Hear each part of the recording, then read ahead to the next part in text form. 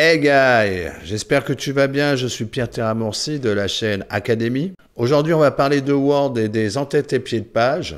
Alors ceci est la partie 2, donc si tu veux voir la partie 1, je te mets le lien dans la description et peut-être une information ici.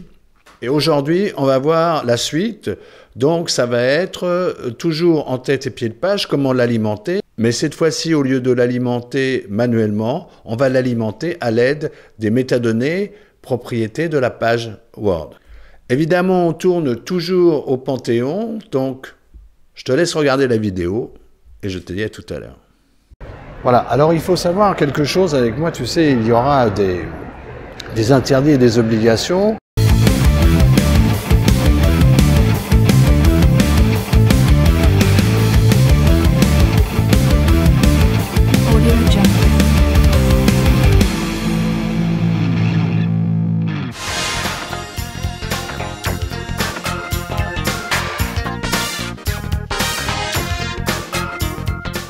J'estime que lorsqu'on crée un document long, que ce soit un rapport, un dossier, etc., un dossier de projet, il faut que lorsqu'on arrache une page de ce document, on puisse savoir à quel document il appartient, à quel chapitre il appartient, quel est le numéro de la page, la date, quel en est l'auteur. Donc effectivement, on va se servir de ça pour identifier le document à partir des entêtes et des pieds de page.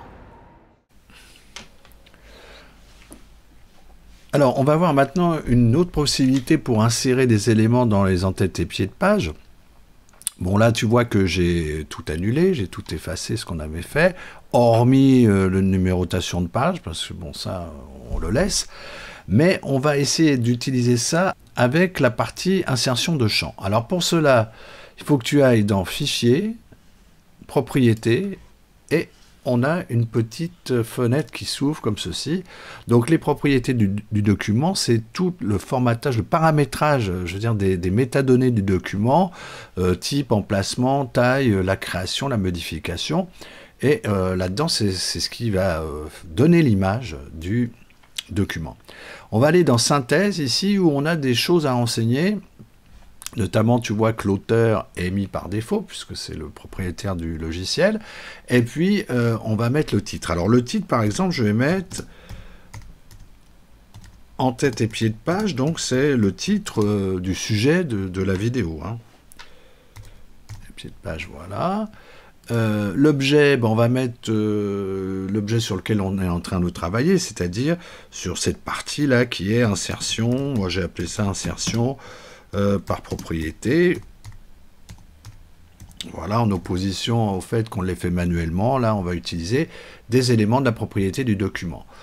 Qu'est-ce qu'on a à mettre? Je vais mettre en mot-clé le nom de la chaîne, voilà. Bon là à peu près j'ai renseigné des éléments, à peu près tous les éléments qu'on avait mis déjà sur la vidéo précédente. Donc je valide. Et là, je retourne sur ma partie en tête. Donc là, au lieu de taper manuellement, eh bien, tu vois que je vais aller dans la partie insertion de champs et que je vais retrouver ici l'intégralité des champs qui existent. Voilà, résumé correspond à la fiche que l'on vient de créer là. Donc, je vais mettre le titre, donc title, OK. Ensuite, insertion d'un autre champ et c'était subject. Voilà, OK. Au niveau du pied de page, eh bien, insertion de champ, c'est l'auteur. Donc voilà, je l'ai. Hop. Qu'est-ce que j'avais? La date. Alors la date, on peut rester ici ou aller chercher un champ date et heure. Voilà, OK. Et puis, il nous reste à mettre eh bien, le titre de la chaîne, donc que j'avais mis toujours dans résumé et dans la partie keywords. Ok, voilà. Voilà, donc très rapidement, j'en suis au même point que précédemment quand je l'avais fait manuellement. Donc là, l'avantage, c'est quand même que ce soit fait automatique par l'insertion d'un champ. Et c'est surtout que les éléments indiqués, les renseignements, les informations sont les mêmes que celles du document global de Word, sur les métadonnées de Word. Donc c'est important parce que là, il y a une corrélation entre ce qu'on est en train de faire sur le document et sa partie métadonnée. Voilà.